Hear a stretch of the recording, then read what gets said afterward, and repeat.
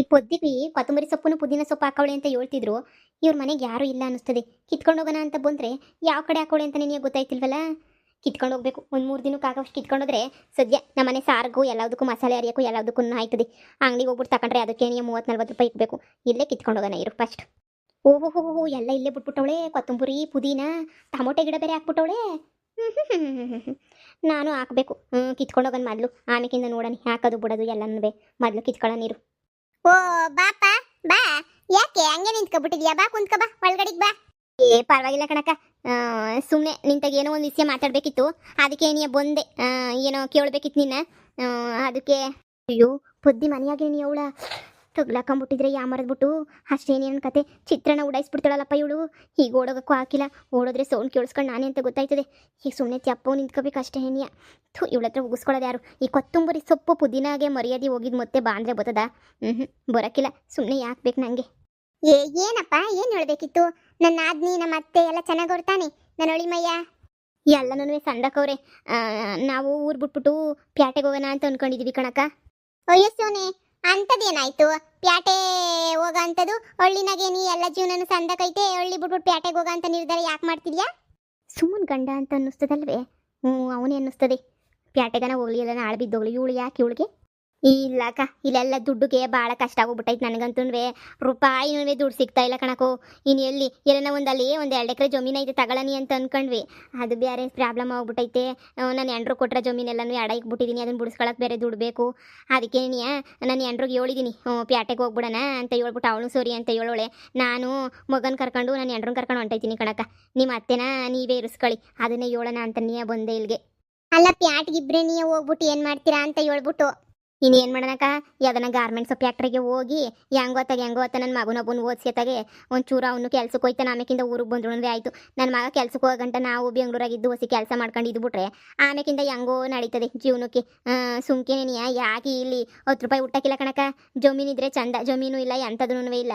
ಇಂಥ ಟೈಮಾಗೆ ನಾವಿಲ್ಲಿ ಇದ್ಬಿಟ್ಟು 10 ರೂಪಾಯಿ ದುಡಿದಂಗೆ ಕುಂತ್ಕೊಂಡ್ರೆ ಆಯ್ತದೇನಕ್ಕ ಜೀವನಕ್ಕೆ? ನಿನಗೆ ಗೊತ್ತಿಲ್ದಿರೋದು ಏನಕ್ಕೈತೆ? ನಮ್ದು ಏನೈತೆ, ಏನು ನಡೀತೈತೆ ಹೇಳು?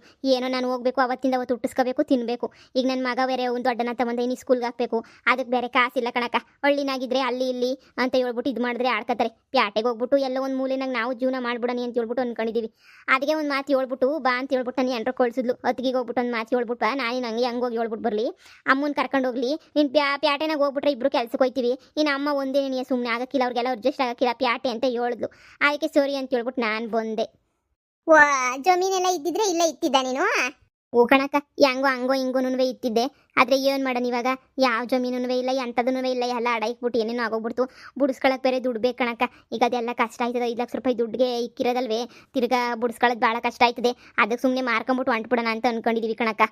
ನೋಡು, ಶಾನೆ ತಲೆ ಕೆಡಿಸ್ಕೊಬೇಡ.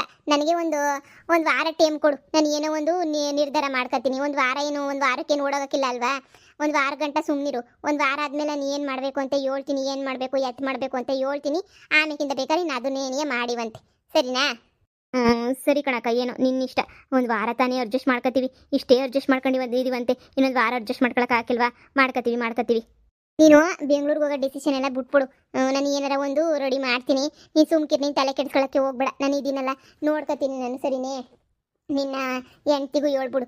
ಅಲ್ಲ, ಅಕ್ಕಪಕ್ಕದಾಗೆ ನೆಂಟ್ರು ಇಲ್ದಿರಂಗೆ ದೂರ ಹೊಂಟೋಗ್ಬಿಟ್ರೆ ನಾವು ಹೊಂಟೆ ಹಾಕಿಲ್ವೇ? ನಿನ್ನ ಜಮೀನು ತಾನೆ, ಅದಕ್ಕೇನೋ ಒಂದು ವ್ಯವಸ್ಥೆ ಮಾಡೋಣ. ಈಗ ಹೋಗು, ನನ್ನ ಗಂಡ ಬರಲಿ, ಹೊಸಿ ಮಾತಾಡ್ತೀನಿ. ಬರ್ಬೇಕಿತ್ತಪ್ಪ, ಯಾಕೋ ಇನ್ನೂ ಈ ಸತಾದ್ರೂ ಬರಲಿಲ್ಲ. ಎತ್ತು ಹೊಂಟೋಗ್ಬಿಟ್ರೆ ಏನು ಕಥೆಯೋ ಗೊತ್ತಿಲ್ಲ. ಬಂದಾಗ ಮಾತಾಡ್ತೀನಿ.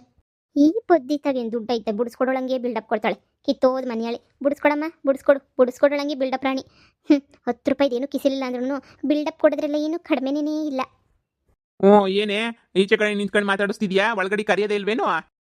ಕರಿತಾ ಇವ್ನಿ ಬಾಬಾ ಅಂತ ಹೇಳ್ಬಿಟ್ಟು ಬರಕಿಲ್ಲ ಅಂತ ಹೇಳ್ಬಿಟ್ಟು ಈಚೆ ಕಡೆ ನೀನು ನಿಂತವ್ರೆ, ನಾನೇನು ಮಾಡ್ಲಿ ಹೇಳು? ಅಯ್ಯೋ ಇರ್ಲಿ ಬಿಡಿ, ನಾನು ಒಯ್ತೀನಿ ಹೊಸಿ. ಕ್ಯಾಮೆ ಐತೆ, ಏನೋ ಹೇಳ್ಬೇಕಿತ್ತು ಹೊಸಿ, ಹಂಗೆ ನೀಯ ಬಂದೆ ಹೇಳಕ್ಕಷ್ಟೇ ನೀಯ. ಸರಿ ಅಣ್ಣ, ಬರ್ತೀನಿ ನಾನು. ನಾಷ್ಟ ಗಿಷ್ಟ ಮಾಡ್ಕೊಂಡು ಹೋಗಿ ಬರೋದು ಬಂದಿದ್ದೀರಾ? ಹಂಗೆ ನೀವು ಹೋಯ್ತಾ ಇರೋದು ನೋಡು. ನಾಷ್ಟ ಗಿಷ್ಟ ಏನಾರ ಮಾಡ್ಕೊಂಡು ನಿಧಾನಕ್ಕೆ ಹೋಗಿವ್ರಂತೆ. ನನ್ನ ತಂಗಿ ಏನು ಮಾಡಿದ್ಲು ನಾಷ್ಟಕ್ಕೆ? ಚಿತ್ರಾನ್ನ ಮಾಡಿತ್ತು, ತಿನ್ಕೊಂಬಿಟ್ಟೆ ಬಂದೀವ್ನಿ ಅಣ್ಣ. ಏನು ಬೇಡ, ಒಯ್ತೀನಿ, ಕೆಲಸ ಐತೆ. ಸರಿ ಕಣಪ್ಪ. ಅಮ್ಮ ಮಹದ್ದಾಯಿ, ನನಗಾರ ಊಟ ಹಾಕ್ತೀಯೋ ಇಲ್ಲ ಈಚೆ ಕಡೆ ನಿಲ್ಸ್ಕೊಂಡು ನಾನು ಮಾತಾಡ್ಸ್ಬಿಟ್ಟು ಕಳಿಸ್ತೀಯೋ? ನಿಮ್ಮನ್ನು ನಿಮ್ಮ ಮಗಳನ್ನ ಈಚೆ ಕಡೆ ಕಳಿಸ್ಬಿಟ್ರೆ ನನಗೆಲ್ಲರ ಮನೆ ಒಳಗಡೆ ತಾವಿತದೇನು? ಅಯ್ಯೋ ಮಹಾತಾಯಿ ಒಳಗಡೆಗೆ ಹೋಗಿ ಬುಡ ಬುಡ ಬುಡ ಅಂತ ಓಡೋಗ್ಬಿಡ್ತೀನಿ. ಕೊತ್ತಂಬರಿ ಸೊಪ್ಪು ಬೇಡ, ಪುದೀನೂ ಬೇಡ. ಇವಳು ಬಾಯಿಗೆ ತಗ್ಲಾಕೊಂಬಿಟ್ರೆ ಮೆಟ್ನೆಟೆ ನಾನು ತಿನ್ನೋದಂತೂ ನನವೇ. ಏನಕ್ಕೆ ನನ್ನ ತಂಗಿ ಗಂಡ ಬಂದಿದ್ದು?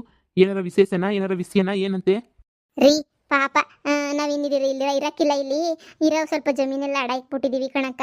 ಇಲ್ಲಿ ಇರಕ್ಕಿಲ್ಲ, ನಾವು ಪ್ಯಾಟೆಗೆ ಹೊಂಟೋಗ್ಬಿಟ್ಟು ಅಲ್ಲೇ ದುಡ್ಕೊಂಡು ತಿನ್ಕೊಂಡು ಅಲ್ಲೇ ಇದು ಬಿಡಣಿ ಅಂತ ಅಂದ್ಕೊಂಡಿದೀವಿ. ಇನ್ನು ಈ ಕಡೆಗೆ ಬರೋದು ಇಲ್ಲ, ಈ ಕಡೆಗೆ ಸವಾಸನೂ ಸಾಕು. ನನ್ನ ಮಗನ ಕರ್ಕೊಂಡು ಪ್ಯಾಟ್ಗೆ ಹೊಂಟೋಯ್ತೀವಿ. ಇನ್ನು ಅಲ್ಲೇ ಜೀವನ ಮಾಡ್ಕೊಂಡು ಕೂಲಿನೋ ನಾಲೆನೋ ಮಾಡ್ಕೊಂಡು ಗಿರ್ಮೆಂಟ್ಸ್ಗೆ ಹೋಗ್ಕೊಂಡು ಇರ್ತೀವಿ.